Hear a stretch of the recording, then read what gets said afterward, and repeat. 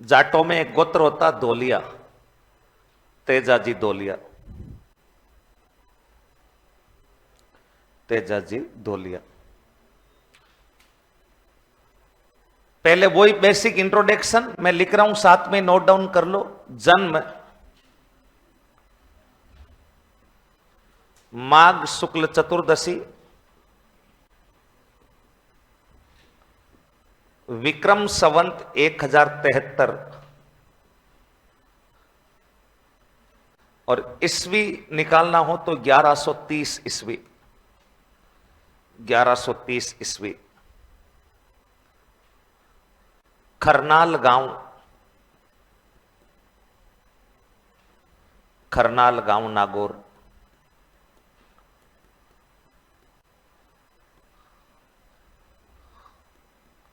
पिता ताहाड़जी धोलिया, ताहाड़जी। माता राम कुमारी, माता राम कुमारी। गुरु गुसाईनाथ जी, गुरु गुसाईनाथ जी।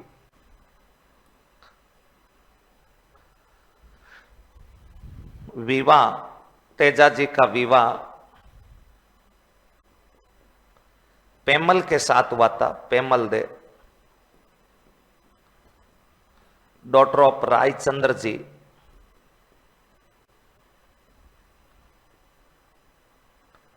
पनेर,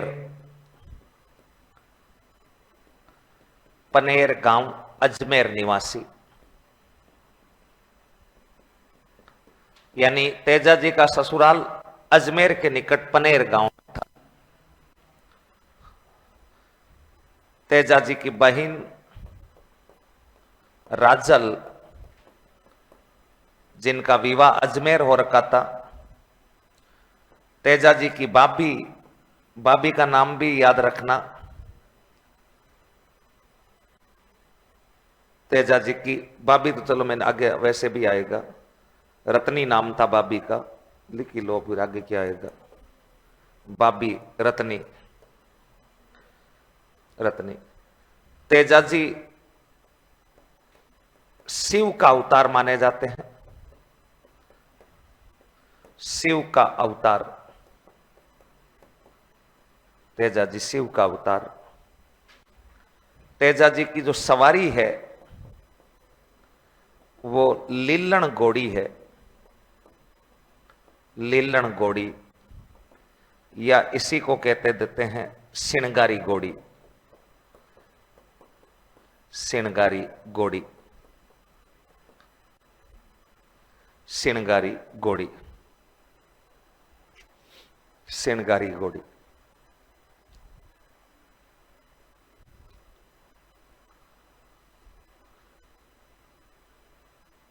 हैप्पी बर्थडे। किसका बर्थडे है आज?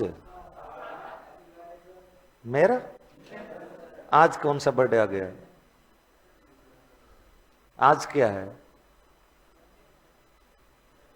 कैसे, मतलब किस आधार पर बर्थडे है? आज तो कोई दूरदार की तारीख ही नहीं है। मेरा बर्थडे आएगा तब तक आपका कोर्स हो जाएगा।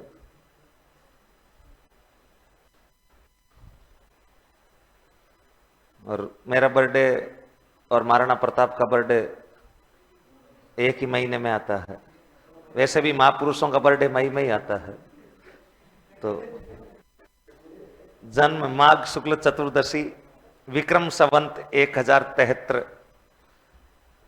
1130, खरनाल गांव पड़ता नागौर के निकट। यहां पर तेजाजी का जन्म हुआ था। पिता ताहड़जी, माता रामकुमारी, गुरु गुसाईनाथ जी। ये तो बेसिक डाटा है जो आप पढ़ ही लोगे। शादी हुई थी पेमल के साथ तेजाजी की। पेमल पनेर गांव की रहने वाली थी। बहन है राजल, भाभी रत्नी। ये नाम याद नहीं रहे तो बस एक बार पढ़े वैसे रहे आपके। तेजाजी शिव का अवतार है। बाबूजी किसके अवतार थे? लक्ष्मण के। क्यों? शादी के अवसर पर कितने फेरे लिए थे? 3-4 फेरे। तेजाजी शिव के अवतार क्यों? तेजाजी का जन्म जाट जाति में हुआ है और जाटों की उत्पत्ति के अलग अलग सिद्धांत है। जैसे अपन हिस्ट्री पढ़ते हैं तब अलग अलग वंश पढ़ते हैं, चौहान, गोहिल, राठौड़। तब हम वंश शुरू करने से पहले उनके उत्पत्ति के सिद्धांत पढ़ते हैं, चौहानों की उत्पत्ति के सिद्धांत। कुछ इतिहासकार मानते हैं कि चौहान ब्राह्मण थे, कुछ इतिहासकार मानते हैं कि चौहानों की उत्पत्ति अग्निकुंड से हुई, कोई चौहान की उत्पत्ति सूर्य वंश से बताता है, कोई विदेशी उत्पत्ति बताता है। तो इतिहास संभावनाओं का खेल है, जहां पर अलग अलग संभावनाएं बताई जाती है। तो हर जाति की उत्पत्ति के अलग अलग सिद्धांत है, इतिहासकारों ने दिए हैं। वैसे जब जाटों का इतिहास पढ़ा जाता है तो जाटों की उत्पत्ति के कई सिद्धांत बताए जाते हैं। उनमें से जो सबसे ज्यादा माना जाता है वो ये माना जाता है कि जाटों की उत्पत्ति भगवान शिव की जटा से हुई है। इस मत को ज्यादा लोक मत में माना जाता है कि भगवान शंकर की जटा से जाटों की उत्पत्ति हुई है। और जब जाटों की उत्पत्ति भगवान शंकर की जटा से हुई है, शिव की जटा से हुई है, तो फिर तेजाजी भी जाट थे। इसका मतलब तेजाजी भी किसके वंशज माने जाएंगे? शिव के। जाट जाति में जन्म लेने के कारण तेजाजी को किसका अवतार माना जाता है? शिव का। इन्हें शिव के अवतार के रूप में पूजा जाता है। सवारी घोड़ी का नाम क्या था? लीलन। डीजे वगैरह पर गाने सुनते ही रहते हो, लीलन, सिणगारी, इस टाइप के गाने। तो लीलन इनकी घोड़ी का नाम था, या इनकी घोड़ी का दूसरा नाम था सिणगारी। ये इनकी बेसिक बातें हैं। अब तेजाजी ने प्रमुख रूप से कौन कौन से कार्य किए जिनकी वजह से तेजाजी जाने जाते हैं? तो हमें याद रखना है, सबसे पहला, तेजाजी किसानों के आराध्य देवता है। किसानों के आराध्य देवता, किसानों के आराध्य देवता। तेजाजी के गीत जब किसान खेती बाड़ी करते हैं तब गाते रहते हैं। यानी तेजाजी स्वयं किसान थे। तेजाजी स्वयं एक प्रकार से सिद्ध पुरुष थे, चमत्कारी थे। और तेजाजी कहते हैं कि जिस खेत में अनाज बोते थे उस खेत में अनाज खूब उत्पादित होता था। तेजाजी ने जिस खेत में अनाज बोया और पड़ोस में अगर किसी और ने बोया तो उसमें भी डिफरेंस आ जाता था। तेजाजी के हाथों में ही चमत्कार था। इसलिए आज भी ऐसी मान्यता है कि तेजाजी का नाम लेकर के खेती करने पर अच्छा अन्न उत्पादन होता है, फसलें निरोगी रहती है, समय पर बरसात भी हो जाती है और किसी प्रकार का कोई रोग बेरोग उन फसलों के अंदर नहीं होता। इसलिए किसान खेती बाड़ी का कार्य करते समय किस देवता के गीत गाते हैं? तेजाजी। किसानों के आराध्य देवता माने जाते हैं। दूसरा, तेजाजी को काला और बाड़ा का देव कहा जाता है। काला और बाड़ा का देव कहा जाता है, यह भी याद रखना। काला बाड़ा का देव, काला बाड़ा का देव तेजाजी है। काला बाड़ा का मतलब, काला का मतलब होता सांप और बाड़ा का मतलब होता नारू रोग। विज्ञान की भाषा में नारू रोग कहते हैं, अपने राजस्थानी में इस रोग को बाड़ा कह देते हैं।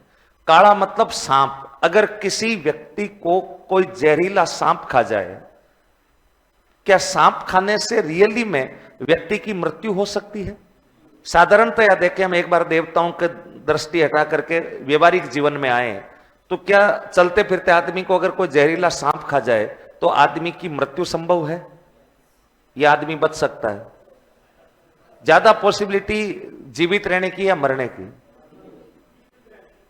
सांप खाने के बाद समय रहते अगर व्यक्ति को सही इलाज मिल जाए तो आदमी का जीवित रहने की पॉसिबिलिटी ज्यादा है। क्या एक ही व्यक्ति को सांप 4-5 बार खा जाए तो भी उसके जीवित रहने की संभावना है? अभी पाली का एक गांव की घटना है, महीना भर पहले, आपने भी सोशल मीडिया पर वायरल होते हुए देखा होगा। एक ही सांप एक महिला को 1 महीने में 8 बार डस गया। एक ही सांप एक महिला को 1 माह में 8 बार खा गया और 8 के 8 बार वो जीवित बच गई, अब भी जीवित है। और उसके बाद महीना भर तो कुछ नहीं हुआ, 1.5-2 महीने बाद वही सांप अगली बार फिर खा गया। यानी एक ही सांप के बार बार डसने के बाद। और दूसरा, हर बार उसका इलाज जोधपुर के एम्स में हो जाता है।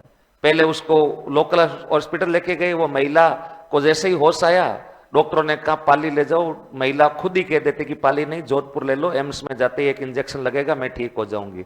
यानी एक ही सांप 9 बार खा गया और फिर भी एकदम सकुशल है।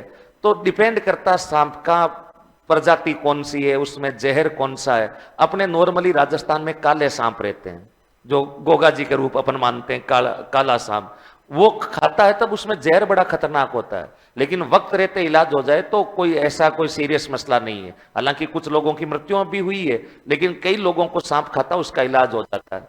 अच्छा, अब इलाज देवता करेंगे, डॉक्टर करेगा? डॉक्टर तो करते हैं जो करते ही है, लेकिन हमारी ग्रामीण आबादी अब भी देखो आज अगर भारत सरकार ये कह देना कि केवल वही डॉक्टर प्रैक्टिस कर पाएंगे, वही कंपाउंडर प्रैक्टिस कर पाएंगे जो वेल एकदम गवर्नमेंट अप्रूव्ड मेडिकल कॉलेज या इंस्टीट्यूट से ही डिग्री प्राप्त है, और बाकी जो लोकल स्थानीय डॉक्टर है वो अभ्यास नहीं कर पाएंगे, क्या लगता है कि भारत सरकार में स्वास्थ्य सेवाएं एकदम सुचारू रहेगी या ठप हो जाएगी? अपने गांव में आज भी ऐसे कई डॉक्टर हैं जो अनुभव के आधार पर गोली दवाई दे दुआ करके लोगों को ठीक कर देते हैं। आम आदमी कहां एसएमएस मेडिकल कॉलेज पहुंच पाएगा, कहां एम्स तक? एम्स में 2 दिन तो उसको पर्ची काउंटर नहीं मिलेगा, इतना बड़ा हॉस्पिटल है एम्स, किधर से एंट्री है किधर से एग्जिट है। देश की आबादी आज भी बहुत बड़ी है, शिक्षा केवल आप ये जो जयपुर या आसपास का एरिया देख रहे हो ये इतना ही भारत नहीं है। भारत गांव में बसता, भारत ढाणियों में रहता है। बीच बीच में कई डॉक्टरों पर कार्यवाहियां भी हुई थी, हालांकि उनके पास प्रैक्टिस नहीं है, वो अनलीगल है कई सारे, लेकिन फिर भी उन्होंने कुछ ना कुछ अपना योगदान दे रखा है। दूसरा, अपने गांव के अंदर साइकोलॉजी और है, आप कितने भी अच्छे क्वालिटी के डॉक्टर के पास किसी पेशेंट को दिखा दो, लेकिन जब तक वो अपने वाले डॉक्टर के पास नहीं जाएगा तब तक वो ठीक और नहीं होता। और वो जाते ही उनका फिक्स है कि एक हरे कलर की गोली दी थी, एक पीले कलर वाली गोली, वो 2 लेते किसी भी प्रकार की बीमारी से वो ठीक और हो जाता है। तो गांव में कई सारी आबादी ऐसी भी रहती है। सांप खाने के बाद उचित हॉस्पिटल में जाएं, उसके बाद लोग अपनी आस्था अनुसार गोगा जी के भी जाते हैं, तेजा जी के भी जाते हैं। हर मंदिर का एक अलग मेथड है। जैसे गोगा जी के मंदिर में कोई पेशेंट जाता है तो गोगा जी के मंदिर में जो गोगा जी की बबूती वगैरह होती है, जो वहां पर अगरबत्तियों वगैरह से धुने पे होती है, जहां सांप खाया उस स्थान पर वो लगा देते हैं। तो ऐसा मानते हैं कि फिर जहर शरीर में फैलता नहीं है। आप तेजा जी के मंदिर में जाएंगे तो तेजा जी का जो पुजारी होता है उसको गोडला कहते हैं। मान लीजिए मेरी अंगुली पर सांप खाया है तो तेजा जी का पुजारी मेरी अंगुली को अपने मुख पर रखेगा और 2-4 मिनट तक वो अंगुली को यहां मुख पर दबा करके रखेगा और 2-4 मिनट के अंदर सारा जहर चूस करके और आपके सामने थूक देगा, पूरा कूला कर देगा जहर का, जैसे अपन पानी को मुंह से बाहर फेंकते हैं उस प्रकार से। यानी जहर को चूस करके तेजा जी के मंदिर में सर्प का इलाज कर दिया जाता है। तेजा जी के पुजारी को गोडला कहते हैं, इसलिए तेजा जी को सांपों का देवता भी कहते हैं, क्योंकि पुजारी वहां पर इलाज करता है। तो काला का मतलब होता है सांप, बाड़ा का मतलब कौन सा रोग होता है? नारू। जब आप विज्ञान में डिजीज पढ़ते हो तो नारू रोग पढ़ते ही होंगे। या मैं सिंपल भाषा में बताऊं तो ऐसा कोई व्यक्ति जिसके चेहरे पर बार बार पुंसियां हो रही है और उसको फोड़ने से उसमें से सफेद रंग का लार्वा बाहर निकल रहा है, तो 99% पॉसिबिलिटी है कि वो नारू रोग का पेशेंट है। यानी बार बार चेहरे पर पुंसी होना और उसको फोड़ने पर सफेद रंग का लार्वा बाहर निकलना। और इसके होने का प्रमुख कारण है पानी के साथ में, पानी में घुला हुआ वायरस रहता है, जो जब हम पानी पीते हैं कभी जल्दबाजी में इधर उधर से बिना छाना हुआ या अस्वच्छ पानी पी लेते हैं तो पानी के साथ वो शरीर के अंदर प्रवेश कर जाता है और उसके बाद 30 मीटर लंबा लार्वा वो शरीर में देता है और वो लार्वा पुंसियों के रूप में सफेद पदार्थ के रूप में बाहर निकलता है। अगर ऐसा किसी के साथ या किसी के परिचित के साथ होता है तो वो निश्चित रूप से नारू रोग का व्यक्ति हो सकता है, और अगर ऐसा है तो उसे अनावश्यक प्रोडक्ट पर पैसा खर्च करने की जरूरत नहीं है। तेजा जी की परिक्रमा लगाएं और अच्छी त्वचा पाएं, क्योंकि तेजा जी जो है कौन से रोग के स्पेशलिस्ट माने जाते हैं? नारू रोग। डॉक्टर तेजा जी नारू रोग के विशेषज्ञ हैं और एक सांपों के विशेषज्ञ हैं। सांपों को काड़ा कहते हैं, नारू रोग को क्या कहते हैं? बाड़ा। तो ये काड़ा और बाड़ा के देवता माने जाते हैं। और तीसरा, तेजा जी को धोलिया वीर कहा जाता है। धोलिया जाति में थे इसलिए धोलिया को अपने राजस्थान में सीधा धोलिया कह देते हैं, और धोलिया को बताओ क्या कहते हैं? वीर थे, इसलिए नाम क्या पड़ गया? धोलिया वीर। राजस्थान के कौन से लोक देवता धोलिया वीर कहलाए थे? तो कौन कहलाए थे? तेजा जी। और चौथा और पांचवा अंतिम याद रखना, तेजा जी गो रक्षक लोक देवता थे। यानी इनका जो मेन एक काम है, तेजा जी ने गायों की रक्षा के लिए अपने बलिदान त्यागे थे। किसकी गायें कहां बलिदान दिया, क्या मसला है, वो पूरा समझेंगे, लेकिन उससे पहले ये 2-3 पॉइंट लिखो। तेजा जी में लिख लो, सीधे सीधे, कोई कार्यवाही नहीं, सीधा लिख लो। किसानों के आराध्य देवता है, किसानों के आराध्य देवता है।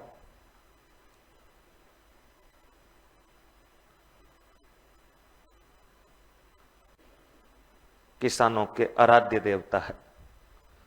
कृषि कार्य करते समय, इसी में आगे लिख लेना, कृषि कार्य करते समय, कृषि कार्य करते समय